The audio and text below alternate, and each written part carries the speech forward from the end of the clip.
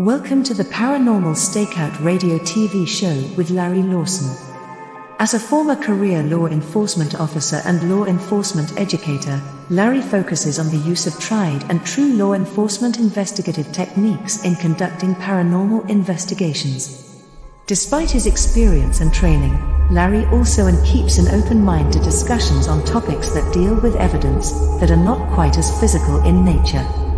Paranormal Stakeout guests are professionals in the field of the paranormal and parapsychology, conducting the investigations and research needed to further the cause of paranormal study. Larry advocates an agenda of standardization of structure and training in the field of paranormal investigation and research for the purpose of one day being able to produce the evidence needed to convince a jury of the existence of the paranormal. Whether it is ghosts, UFOs, unsolved mysteries, hauntings or cryptids, no topic is beyond the investigative reach of Larry Lawson and the Paranormal Stakeout radio TV show team. Now, here is the host of the Paranormal Stakeout radio TV show, Larry Lawson.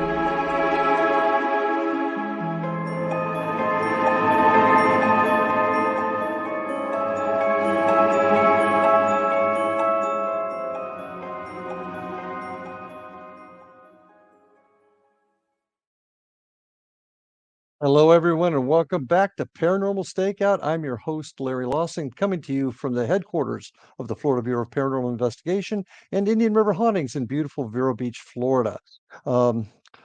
Want to start off the show, as most of you out there know, we had a visitor that came through in the form of a hurricane this last week. It missed our area completely, but I just want to send some thoughts to all those folks up in what we call the Big Bend of Florida, and that's where the bend turns to the west, and Crescent Beach and all a couple of the other little towns up there. The devastation was terrible, and I just want to send my thoughts and prayers to my fellow Floridians and pray that they will get through this, and also the folks in Georgia, South Carolina, North Carolina that also have been suffering from this storm. So keep them in your thoughts and prayers. A little bit about us. If you're interested in hearing about my team, the Florida Bureau of Paranormal Investigation, you can go and check us out at paranormalfbi.com. That's our website. You can also catch us on Facebook. Indian River Hauntings is the subsidiary of that organization, and we do historical events. And you can get a hold of us there at IndianRiverHauntings.com or on Facebook, Indian River Hauntings. You can also check out what we do on YouTube at Indian River Hauntings 2341. You want to get a hold of me on this show? Just send me an email at ghostguy@paranormalstakeout.org. It's ghostguy@paranormalstakeout.org, and you can also check out my website at paranormalstakeout.org. So thanks for being here tonight. Got a really interesting show. A gentleman that I've been very anxious to get on the show and introduce him to all of you. His name is Lester Velez. Les is a graduate of the University of Vermont with a bachelor degree in business administration. Starting in September of 1970, he began to serve our country in the U.S. Army as a field artillery officer. After that, he later became the vice president of Luscombe Engineering, a Silicon Valley-based manufacturers representative company.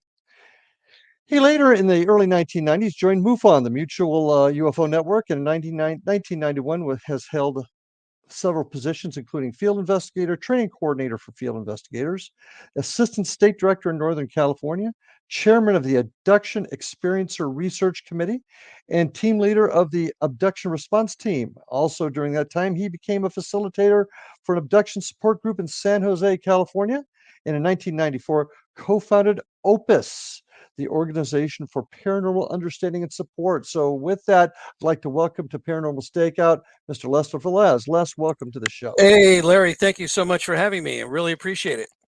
Well, been anxious to talk with you. Now, I've had a chance to see some of your stuff and know a bit about you, but many of my listeners may not. So tell us a little bit about yourselves. I went over a little bit of your bio, but tell us how you got into the field. Yes.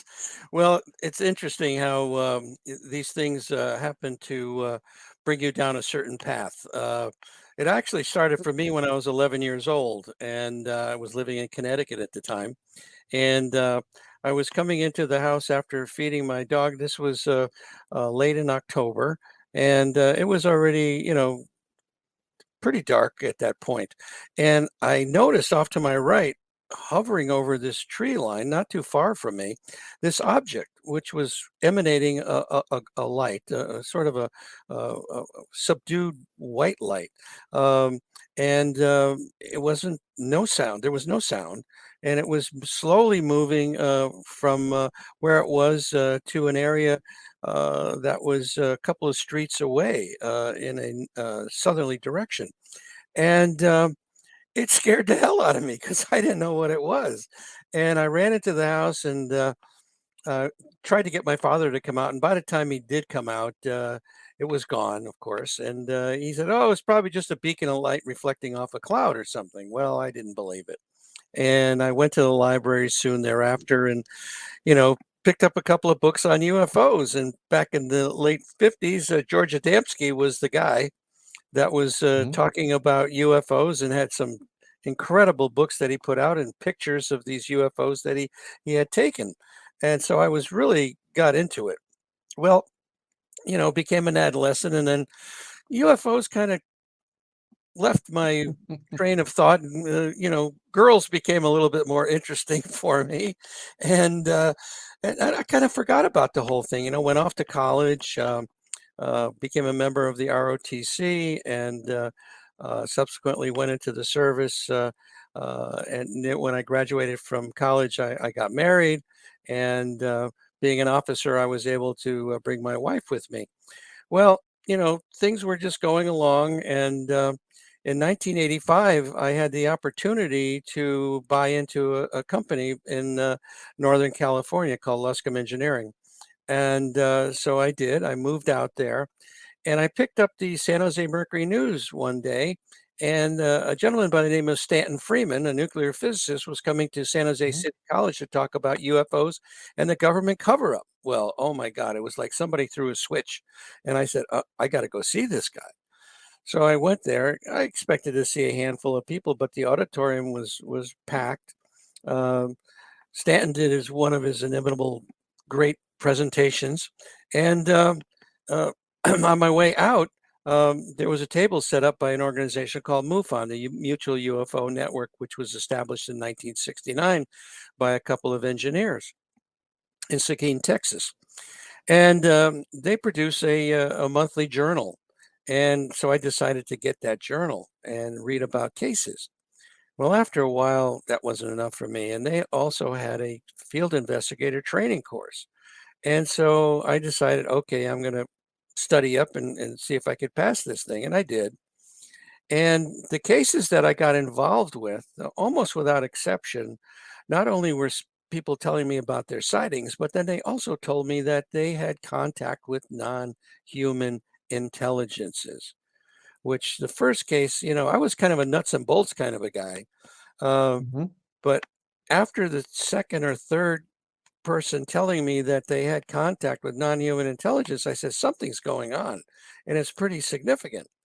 And so the wheels started turning, and these people would ask me, do I know of other people having similar experiences? And the next thing I'm doing, I'm facilitating a support group in my office and listening. Abductees or contactees. Yeah. Okay. Well, yeah, you can, the terminology, back in those days was abductees, but subsequently it's become contactees. Now it's experiencers. Okay, Ah, sort okay. of a neutral terminology. It could go either way. If it's an abductee, it has a negative connotation, or a contactee has a more positive, and the experiencer is neutral. So anyway, these people wanted to know if they could get together with other people, and I said sure. So we did, and I started to hear incredible stories. And one day I got a call from the head of MUFON, and he said this reporter down in Monterey would like to speak with you about what you're doing. And I said, well, okay, sure. You can give him my contact information. And we had a nice conversation. He wrote up this great article. And he had my picture on the front of this Coast Weekly paper, and subsequently I got a call from a woman down in Carmel, and she wanted to find out what was going on with her brain when she was in contact with these off-earthly entities. And I said to myself, well, I have no idea how I could possibly help her. But then she said she was working with an emergency room doctor in Carmel. And I had a doctor friend, Dr. Eugene Lipson, who was very interested in working with other doctors that were interested in the phenomena. So I said, why don't we go down there and let's talk to her at least, and then you could meet this other doctor.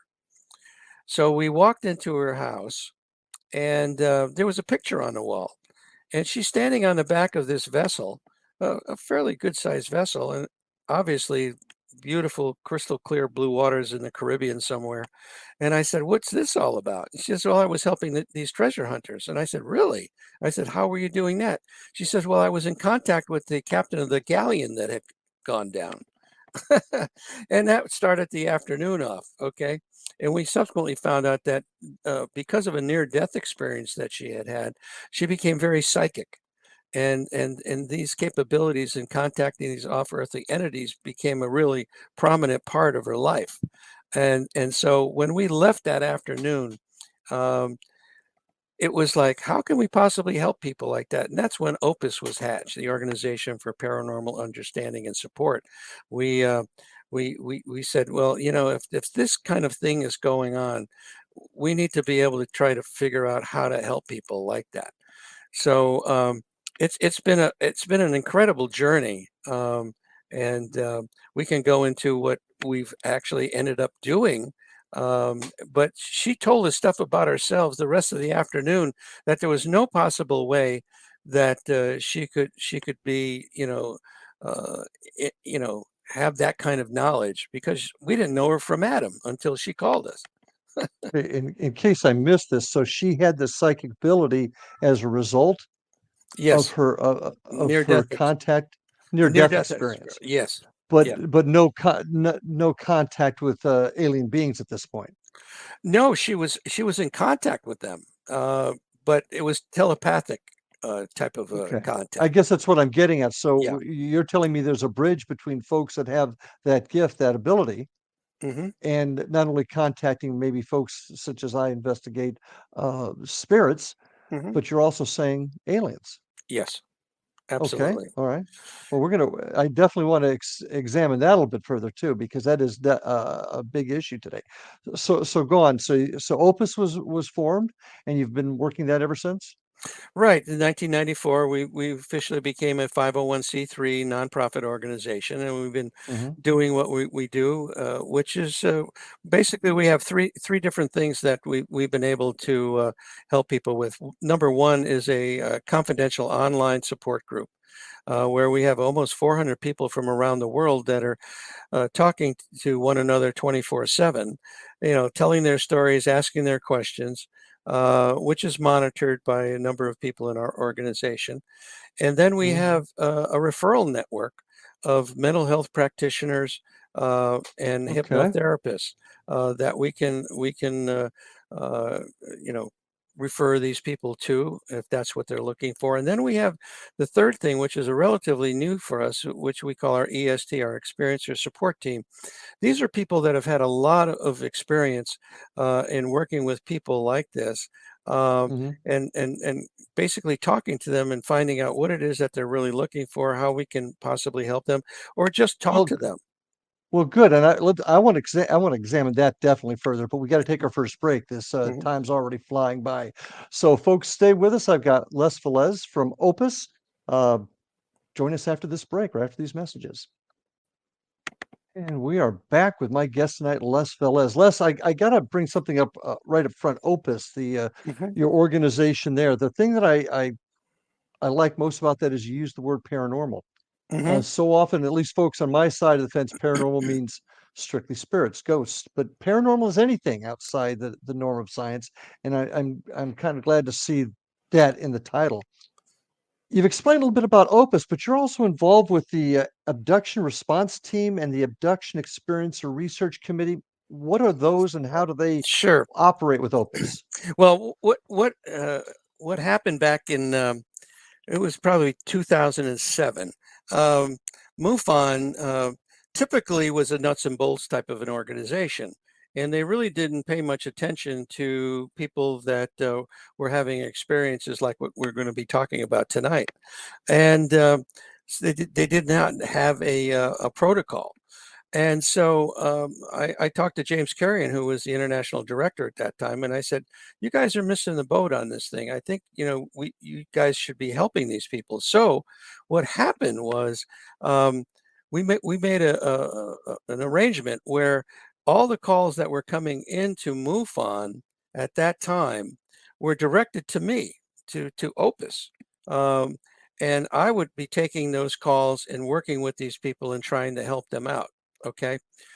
Well, that started the ball rolling with MUFON, and they came back to me and said, "Look, we'd like to have you uh, do a study, okay, on these people."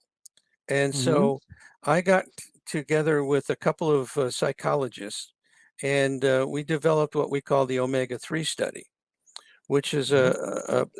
a takeoff after the Omega study that Kenneth, oh gosh, I'm blanking on his name right now, who had done from the University of Connecticut. Um, and so what we did is we took 71 people that claimed that they had contact with non-human intelligences, and 51 people as a control group.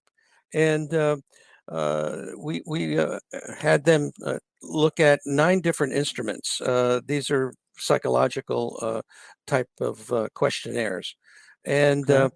we came up with the fact, number one, and probably one of the most important things, is that these people did not have a psychopathology. Okay. They weren't crazy. Okay. Okay. The second And thing, how did you determine that? this was through the The instrumentation. testing. Yeah, Okay. the testing that we did. Yeah. Okay. Which was quite well known in the psychological realm, if you will. The second thing that we came up with, and debunkers talk about, well, these people are fantasy prone, and they're coming up with making up stories. Well, they weren't fantasy prone. This was not an indicator at all in any of the testing that we did. Um, Mm-hmm. there were childhood conflicts, okay, stressors that cause these people to dissociate, but not in a psychopathological way, but in a way of handling what was going on. Um, and then after these experiences, these people had a worldview that was very different. How they processed what was around the world, the effects of the world on them. They came back with these very positive thoughts about, hey, we need to be better stewards of the planet. We need to be better to one another. We need to be more loving. So, and these were all the majority of these people came back with these very positive type feelings.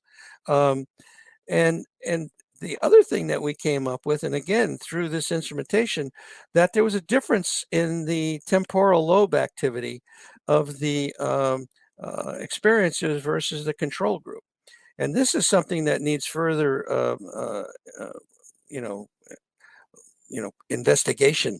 Uh, Mm-hmm. that why is that occurring, or what is causing that to be the case?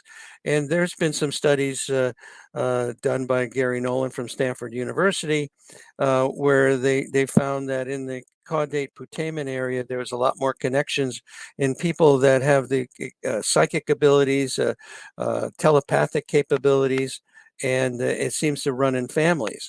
And it seems like the entities, these non-human intelligences, like to follow these people for whatever reason. So it was really interesting. So getting back to your original question, um, what I did was set up the A.E.R.C. in order to. I brought in a whole bunch of really good people to come up with this idea of how we were going to do this study.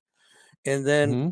uh, part of that outshoot of that was the A.R.T, the Abduction Response Team, where if we did have someone that was really involved with these entities that we could go out there and work with them.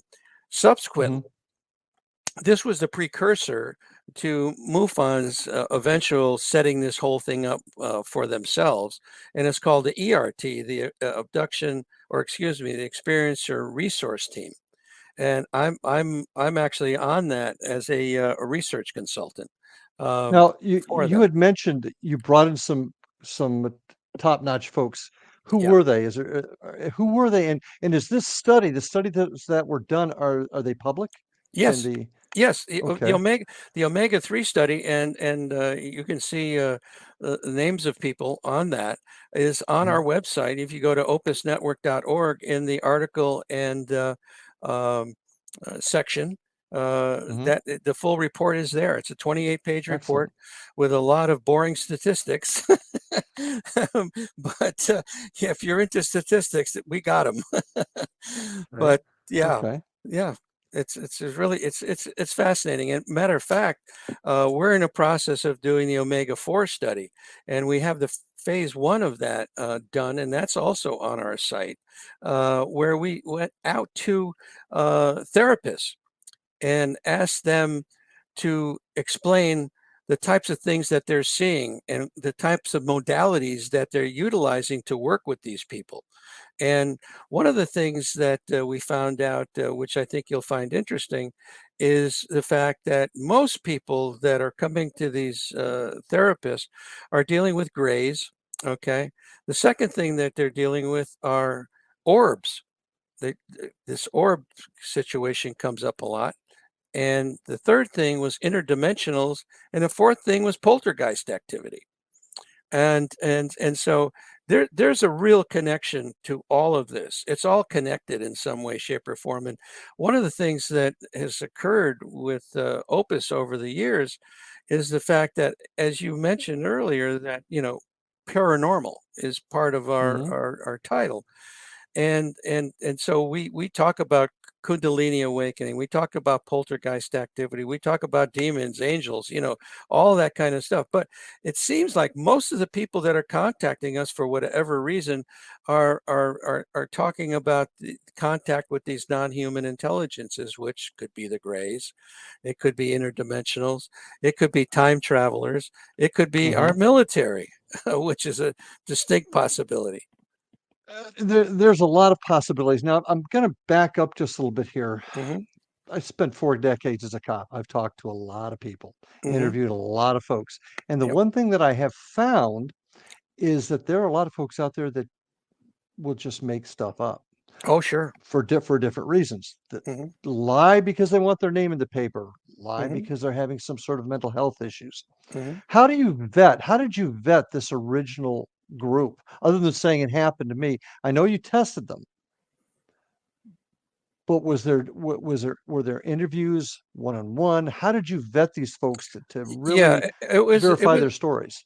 yeah, the bottom line on all this is that there are ways to tell, in these instrumentation that we used, which again is noted in the Mhm, study, that would bring that up. You could tell, right away, utilizing these instruments, that this particular person, yes, there's something not right. We need to, either exclude them. But the mhm. majority of the people, as I said earlier, that they did not have a psychopathology. They weren't fantasy prone. Okay, so we right away that takes a lot of those Yeah, questions off the and table. these were psychoanalysts, psychologists that Oh yeah, were part of the absolutely. team. Okay. Oh yeah, absolutely, absolutely. Yeah, I'm not a psychologist, but I was the guy that kind of you know got these guys together and said, okay, let's do this. This is what we want to try to Mhm. accomplish. And so I was managing the whole process. Gotcha. Uh, because that's one thing that I run into a lot is Hmm. prove it. Yeah, Well, we know what people have experienced. I know what I've experienced, but proving it's a whole different ballgame. So that's mm, why these questions have to come out, and we sure. have to talk about how we vet folks because that, Hmm. like I said, I've Mm. people lie to the police all the time. Oh, So sure. I got Oh, absolutely. I got kind of used to that. Okay, so you spend most of your time with MUFON. You really don't investigate UFOs or UAPs. Your focus is the experiencers, as you say.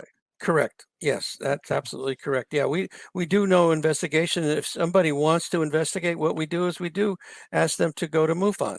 If they have a Hmm. case that they feel that they would like to have somebody on the ground, come out and visit them and do that kind of thing, then we'll recommend that they go to MUFON.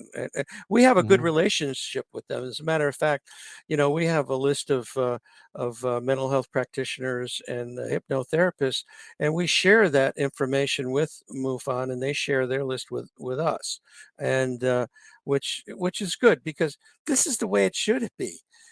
There's so many organizations out there that they don't want to talk to anybody. They want to keep everything Yep. all wrapped up close to themselves, and that's ridiculous. You know, Yes. we're trying to help people, and that's the And I that's agree. the important thing. How often, and I've interviewed a number of folks that are claimed to be abductees, experiences, if you will, and Hmm. some of their stories are off the charts. I Hmm. mean, off the charts. And I'm going to ask you some questions just to Sure. find how much of that is actual truth. But how often do you find somebody is giving you a story and they are suffering from mental delusion, mental health issues, or they're just lying? Percentage between that and folks that are coming to you and giving you what you feel is a real story. There is a small minority that once you start talking to them, you can't get a word in edgewise.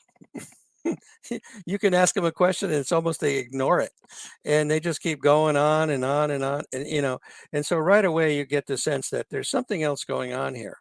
And that's when you say, well, look, I don't know if I can help you. Have you gone to see your friendly local psychologist or psychiatrist? I got uh, one that's coming to mind right now. He likes the color blue. That's all I can say. At any rate, we got to okay. take our next break. I won't Okay. go any further than that. We got to Okay. take our next break, but we've got a ton more questions, folks. So stay with us. I'm with Les Velez. We're talking about alien experiencers. So stay with us. We'll be right back after these messages. And we are back with my guest, Les Velez. Fascinating story, and I want to start off this next session. I've talked about some of the problems that I've personally had with Hmm. folks that are on the ghost side of it, if you will, that are making Hmm. things up or exaggerating things, Right. even lying, doing fraudulent things. I'm Yeah. sure you have that experience too. How do we police that? In your opinion, how Yeah. can we police that? Because that hurts all of us. Yeah. I think first of all, when these people come to us, we ask them to tell us a little bit about their experience. Hmm. And a lot of them, almost without exception, start off by saying, "Yeah, you might think this is crazy," and and they go on from there. And they're very concerned about the fact that they have not been able to talk to people, that family members are not open to this conversation with them, that they haven't been able to talk to fellow co-workers or clergy or things Hmm. like that, and they're very stressed. They're extremely stressed, um, and right away you get the sense that these people are very sincere, that they're not trying to blow smoke up your tailpipe, so to speak.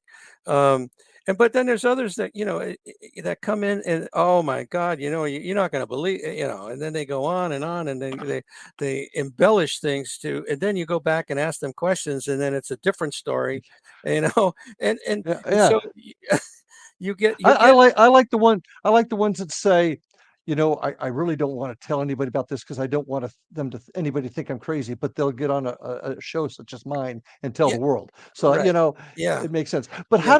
how do we police that? How, because that does harm the field when you get folks that say, for whatever reason, crazy things. Do you have a thought on how we can police Well, that? I think in our particular situation is when people do come to us, They're coming to us because they're looking for assistance. They're looking for help.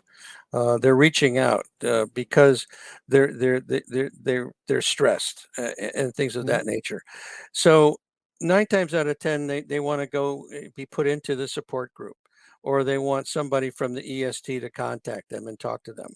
So we right away you have two levels of filtration, so to speak. The minute Mhm. they go into the support group and they start talking to the group, okay, and either Mhm. telling their story or asking their questions, it becomes quite evident after a while, based on the way they write up their questions or Mhm. tell their stories, that either they're being sincere, or there's something else going on. And the same thing goes with the EST group, where these people get an opportunity to talk to these people, and they've had conversations with many people, and so they understand that yeah, either there's something off here, or they're fine, and they're stressed because of the experience that they've had. So Mhm. we look at it in a different way. Our main focus is to try to help people, and I've only had to tell probably a handful of people over the years, after monitoring the site, and we have a couple of people that monitor the support group, um, that you probably should, if you haven't already, visit your local psychologist or psychiatrist, and have a session with them before you come back. Um, and that usually takes care of it. So it's once you start working with these people, you get a feel for the ones that are, again, not being truthful, or I think we need to call them out. I think we need to call yeah, them out. yeah, But, yeah, yeah, absolutely, absolutely, and what and that's what, and we do it in a nice way. We do it in a nice way by saying, "Hey, look, means maybe yeah, you need yeah, to no go need to see be it." mean-spirited. Right, Okay, unless right, they're really trying to pull the wool over your eyes. Now, right. let's move on to another subject here because I wanna know why. Why are we being contacted? We've talked a little bit about the characteristics, psychological, Mm, physiological, mhm. uh, aspects of it, but why is it happening? Well, Why do you think it's happening? well, it's nothing new. This has been going on since man has been, on this earth, and perhaps the fact is that these entities have created mankind to a certain degree. I mean, there's many. Chariots of the gods, remember. Exactly, that they've messed with our genes and manipulated us to the extent of where we are right now. And I mentioned Gary Nolan before. He had a very interesting presentation that he did, where he talked about the fact that, well, geologists say that our Earth is 4.5 billion years old, and that our genome changes about every 600,000 years. Well, to have man be where he is right now, the planet would actually have to be 9 billion years old. So if that's not the case, then somebody messed with our genes way back when to get us to where we are right now. I mean, these are some of the fascinating things that are going on, and I think what they're doing is that they're following their experiment. This is something that's going on. I talk about the fact that this is like a school for these entities, and that we're not at the top of the food chain. This is just another level of reality that we So we're just a laboratory for them. That's what I'm hearing. We're basically a laboratory for them. pretty much, and again, we're just not at the top of the food chain. There's a whole another level of reality that we do not fully understand. Maybe some people understand it a lot better than others, but most of us don't. True. And what that other reality could be the what? Well, the other reality is, whether it's interdimensionals, is it Okay. time travelers, is it extraterrestrial in nature? Is it our military that's messing with us, which is also a distinct possibility. That's happened in the past. Yeah. Let's talk about a topic that you're also familiar with, hybridization. Yes. Hmm. Yeah. Explain what that is and explain once again why. Why is it happening? Well, let's start off with the why, I guess. First of all, well, hybridization. First of all, maybe a back it up a little bit further, is the fact that, people are being abducted. In this case, I'll use the word abduction because most of the time when this occurs, people definitely don't want this to happen, where they're put on a table. In the case of men, semen is extracted. In the case of women, eggs are extracted. And then it's combined with these entities, DNA, if you will. And then these entities that come out of this, in most cases, look pretty strange. But supposedly, according to David Jacobs, that they've perfected this hybridization process to the point where you can't tell them from you or me. You could be walking down the street and it's actually a hybrid. And So we have them here with us in our society, is what you're saying. Yes, according to Okay. many people that are claiming that to be the case. And there's a fascinating book, I don't know if you're familiar with it, called Rachel's Eyes, by Helen Luttrell. And she was regressed by one of our board members, June Steiner. And it's a fascinating book. It tells the story about Helen's daughter going to college, with a hybrid. And she was definitely very strange looking. And she was also brought food to eat by the military. And without going into more detail, that book, I tell you, if you haven't read it yet, you ought to get it. It's called Rachel's Eyes, and it tells Rachel's the eyes, story, okay. and it tells about the crash retrieval end of the military that is organized, very well organized, and they do this, and they find entities all the time, and they try to integrate them. And this was one of those cases, and this came out with Grush, at the congressional hearings. Yep, heard it. Yep. That we have crashed UFOs, we have alien bodies. This, Here's we're my not. problem. Here's my problem with that, though. Once again, going back to the cop world. And look, I hunt ghosts. I investigate ghosts. So I get there's more out there than we know. But the question I always get asked is, where's the proof? And frankly, in our field, we've got a lot of work to do to enhance our equipment, to get better at what we do. But I'm hearing about hybrids among us.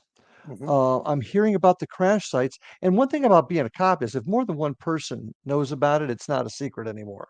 Now, we do have the whistleblowers coming out talking about it, but there is still yet to have physical evidence of it. Unlike my side, where there's really not a lot of physical evidence with what I do, there is allegedly with these aliens.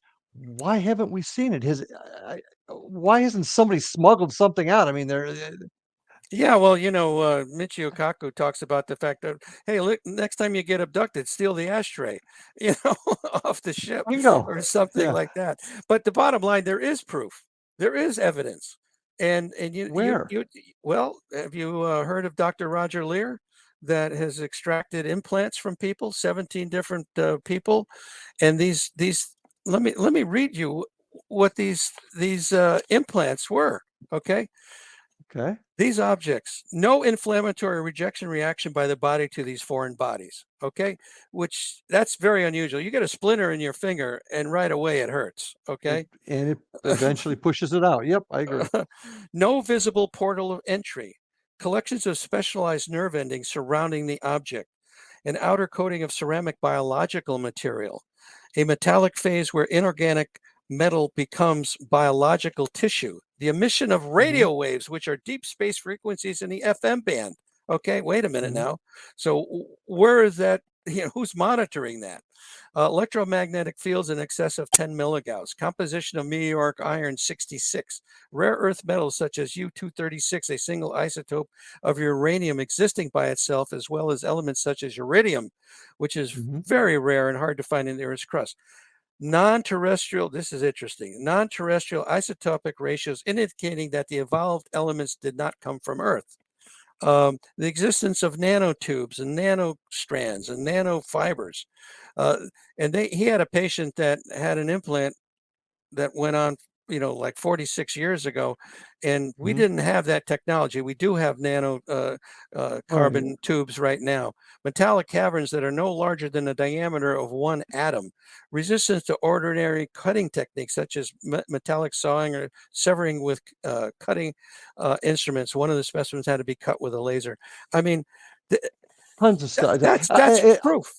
That's proof. Well, it is, but when we get back, I want to ask you, because I have an open mind. This is not. I'm not being argumentative. Yeah. But I want to know where this stuff is, and we're going to talk about that when we come back after this break. So stay with us, folks, with my guest Les Velez. And we're back with our last session. Les, this has gone really, really quick. Just a fascinating discussion. I do want to remind everybody, if you want to learn a little bit more about my organization, the Florida Bureau of Paranormal Investigation, check us out at paranormalfbi.com or on Facebook with Florida Bureau of Paranormal Investigation, and also IndianRiverHauntings.com. Check out some of our videos at on YouTube at Indian River Hauntings 2341. And also get a hold of me at ghostsky at paranormalstakeout.org. Send us a question, thoughts, and comments, and we'll bring them up at the beginning of the show. I also want to remind everybody, there's some great programming on the X Zone Broadcast Network. Go to xzbn.net and check out all the great shows there. I think you'll find some fascinating stuff. But Les, how can folks learn more about you and get a hold of you? Absolutely. Well, the easiest place to go is right down there in the bottom of my picture here, opusnetwork.org. If you go there, you'll get a full overview of what we're all about, articles, documents that we have on our site, recommended readings, and an interview series where actually I interview people as well. And I've had a lot of good interviews there. One of the most recent ones was with an ex-CIA gentleman by the name of John Ramirez. And he told me some pretty interesting facts about there's going to be even bigger revelations coming down the pike here very soon with regard to the extraterrestrial phenomena.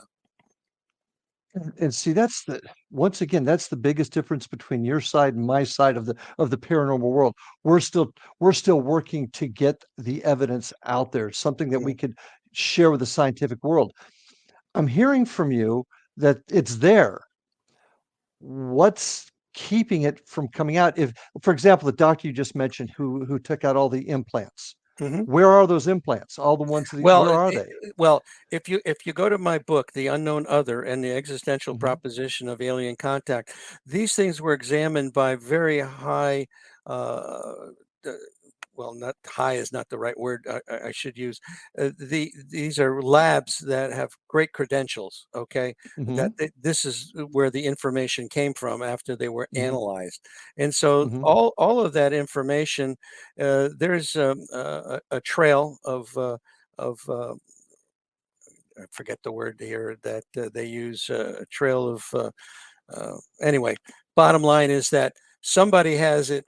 They know where we call it it is. Chain of custody. We call it chain of custody in my business. That's there you go. You know that better than me. Yeah. But if we have the chain of custody, that means we can follow it. Yes. So where is it? Well, where is it? Well, believe me. Is it good? I don't have it.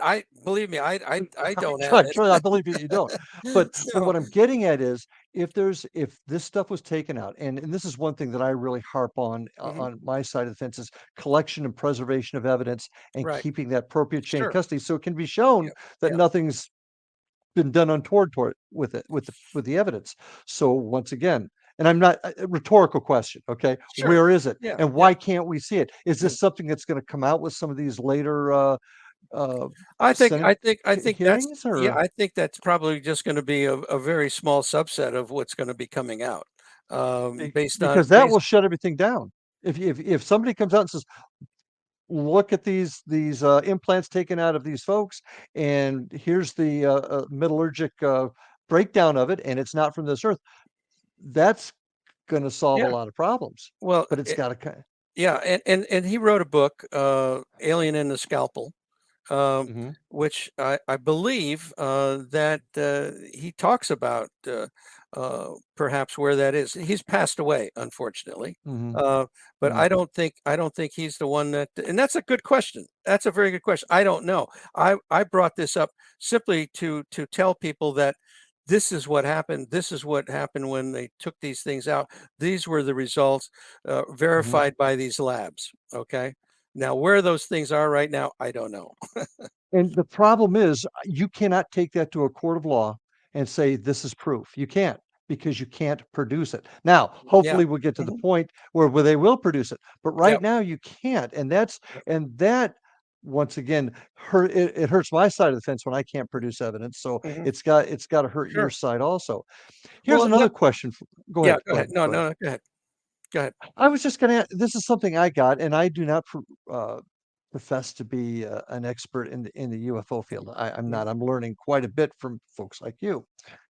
But I've heard that there is over 84 species of aliens that have visited this Earth or contacted this Earth. And is there any truth to that? Well, I've heard numbers from those kind of numbers, even higher Mhm, numbers. Okay. I have no proof whatsoever that that's the case. The main mhm, ones that we deal with, okay, are the grays, are the mantid types, are the reptilian types, are the Nordic types. mhm, Those are like the four main categories. Now, if you talk to Linda Moulton Howe, there's three types that have uh, been mostly involved, okay, mhm, with our government, okay.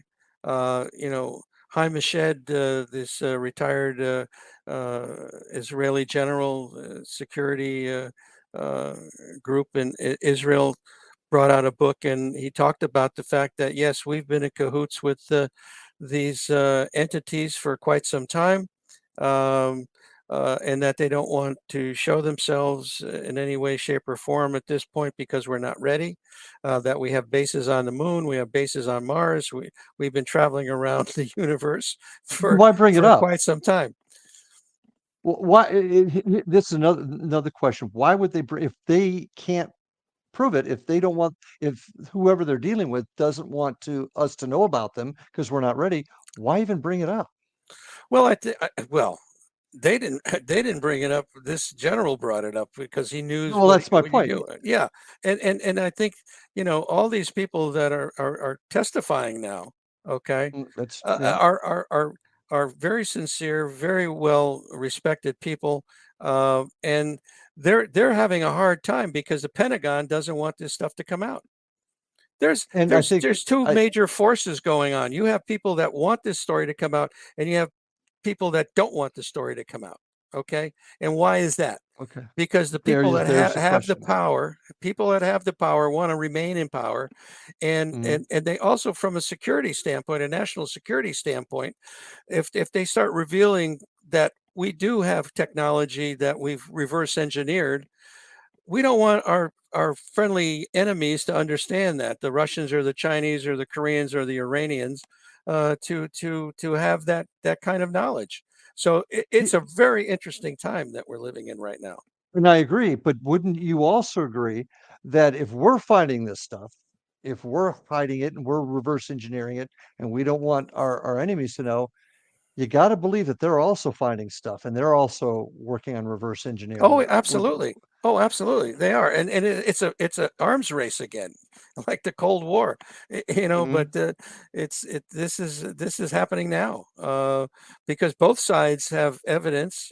Crashed UFOs supposedly, mhm. alien bodies. So hey, it's But the it's gonna. would you agree, though, that the time has come? I mean, I'm I work out very hard on my side of the field, but Mhm, my side of the field does not have the same security uh, concerns that mhm, your side of the field does. right. Isn't it about time if this stuff is real, that it be brought out so we can all see it? Because it's not helping these bits and pieces coming out, Mhm. but we're not seeing the proof. Yeah. And I'm open-minded. I do not know what's out there. There are Yeah. things that we Mm. don't understand, but if they've got some hard evidence, time to share it. Oh, I agree. I totally agree. I mean, you wouldn't get an argument from any of the people in this field at all. We want this. We relish this Mhm. that's going on. I mean, we have multiple senators, congressmen. A very bipartisan effort to get this stuff out. Mhm. And so I don't know if you saw that congressional hearing, but Oh, yeah. yeah, I mean, that was amazing. I mean, you had people in that room, Democrats on one side and Republicans on the other, that basically hated themselves most of the time, but they came together in They this. agree, and I have friends that disagree with the two pilots that testified to what they saw, but I am not going to dispute two gentlemen that are serving our country proudly, defending it.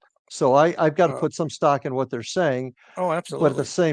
but at the same time, we got to start putting, our money where our mouth is. And if there's evidence out there, if there's so many people talking about it, there's got to be a way to produce that evidence. I mean, And it's being there's got worked to on. be. It's being Oh, worked on. I'm part of another organization that's just getting off the ground, and they have been working with the Congress to start supplying more information and more evidence. So it's the time has come this year. I think before the end of the year, you're going to be talking about a whole another ball game. what I'm fascinated in the last couple of minutes of the show here is there's so much talk now, and you've mentioned it earlier about Mhm. the psychological, the psychokinetic angle to this, connecting UFOs with ghosts. I personally haven't seen it yet. Mhm. I've not experienced Mhm. that kind of connection, but there are many people that have. And I'm waiting to see if there's going to be a connection made between the UFO community, the cryptid community, who many people believe that Bigfoot is a dimensional Yes, creature. And is right. that what we've got going on here? I was on a show last night where folks were talking about actual wormholes being Hmm. maybe a part of this whole thing. Right. Way beyond my pay grade. I'm just an old cop, but that's, Yeah. lots of things are happening. Oh, I mean, this is physics that we don't fully understand, and so when people say, "Well, we can't go faster than the speed of light," but maybe you don't have to go faster than the speed of light if you can get into a wormhole, or or Well, or or, or, or a portal. And there's talk about portals. I mean, the matter of mhm, fact, there was a show Kathleen Corey did on Terror in the Sky, where they actually mhm, filmed a portal opening up. Um, mhm. and a lot of times these orbs, I've seen pictures of orbs where you could actually see gray aliens in the orb. You could actually see their Really? faces. Yeah, you could see Well, them. One being close to the front of the orb, some in the background looking in different You're you're directions. you're talking to a guy that doesn't put much stock in orbs. I'm sorry. I never have, just from my side of the fence. But Yeah. here's the bottom line. We've got about 35 seconds less. Okay. Um, the time has come where if this is gonna be taken seriously, the evidence has got to come out, because until that Yeah. time, it's gonna be fringe science. Any parting words in the last 15, 20 seconds? Well, I think the thing is that you need to be open-minded, certainly. And if you do have issues with contact with non-human intelligences and you're looking for assistance, please come to our site, opusnetwork.org. Please go to our YouTube channel as well. Hit the subscribe button, the like button, and Okay. you'll see interviews there that I've done. We'll look forward to it. And folks, thank you for watching. Thank you, Les, for being on the show. It was very fascinating. And everybody out there, please take care. Love your family. Take care of yourselves. And we'll see you on the other side. Have a good night.